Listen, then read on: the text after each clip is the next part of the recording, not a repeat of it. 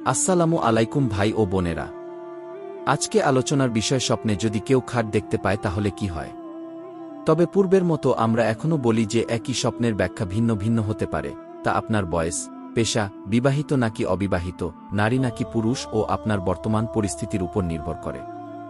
স্বপ্নে খাট দেখার ব্যাখ্যা আমরা কিতাব থেকে যেটুকু পেয়েছি তাতেই আমরা বর্ণনা করেছি। আশা করি আল্লাহর অশেষ রহমতে আপনারা সকলেই ভালো আছেন, আলহামদুলিল্লাহ। স্বপ্নকে আরবি ভাষায় রুইয়া এবং ফার্সিতে খোয়াব বলা হয়।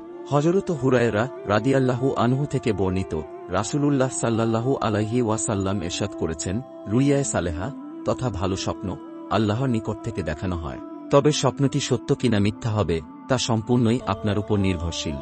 ইসলামিক হাদিস অনুসারে যদি আপনি পাক পবিত্র অবস্থায় ডান কাত হয়ে ঘুম আসেন এবং রাত 12টার পর থেকে ফজর আজানের আগে যদি কোনো ভালো স্বপ্ন দেখে থাকেন, তাহলে এটি আল্লাহর নিকট থেকে দেখানো হয়েছে এবং খুব অচিরেই আপনার স্বপ্নটি সত্য হবে ইনশাআল্লাহ। স্বপ্নের এই ব্যাখ্যাটি আমরা ইবনে সিরিন রহমতুল্লাহি আলাইহি এর স্বপ্নের তাবির বই থেকে নিয়েছি। স্বপ্নে খাটের ওপর থাকতে দেখলে হারিয়ে যাওয়া কোনো বস্তু সে ফিরে পাবে।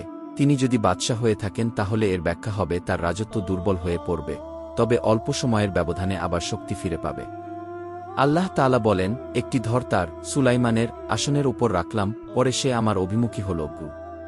স্বপ্নদ্রষ্টা যদি বিয়ে করতে চায় তাহলে এর ব্যাখ্যা হবে শীঘ্রই বিয়ে করতে পারবে। স্বপ্নে একটি খাটের উপর কয়েকটি বিছানা এবং সেই খাটের উপর স্বপ্নদ্রষ্টা বসে থাকতে দেখলে এমন লোকদের উপর তার ক্ষমতা বৃদ্ধি পাবে যারা দিন ও ধর্মের সঙ্গে মুনাফিকি করে চলেছে। তাতে কোনো বিছানা না থাকলে স্বপ্নদ্রষ্টা ভ্রমণে বের হবে। কারো মতে খাটের অর্থ নারী ও জীবন উপকরণ, এর ব্যাখ্যা চেয়ারও হয়। স্বপ্নে খাটের পায়া দেখা রাষ্ট্রের ইঙ্গিত, খাটের উপরের অংশ বিশেষ কোনো মহিলার নিদর্শন, খাটের ভেতরের অংশ স্বয়ং স্বপ্নদ্রষ্টা এবং খাটের পেছনের অংশ পুত্র ও কন্যা সন্তানের লক্ষণ। কায়রাওয়ানি বলেছেন, খাট এমন জিনিসের ইঙ্গিত যা মানুষকে আনন্দিত করে, যার কারণে মানুষ সম্মান লাভ করে। যখন কোনো ব্যক্তির সম্মানহানি ঘটে তখন আরবদের প্রচলিত প্রবাদ হল, সে তার সিংহাসন থেকে ছিটকে পড়ছে। অতএব আরশ বা সিংহাসনের ব্যাখ্যা খাটের অনুরূপ। স্বপ্নে খাট দেখা মাঝে মধ্যে মাদি জাতীয় বাহন বোঝায় কিংবা পালকি বা নৌকা, কেননা ঘুমিয়ে থাকা মানুষটি স্বপ্নজগতে তার পরিজনদের ছাড়াই বিচরণ করে। আবার অনেক সময় এটা মৃত ব্যক্তির খাটিয়ার অর্থ বহন করে, কেননা তা ঘুমিয়ে থাকা মানুষের খাট।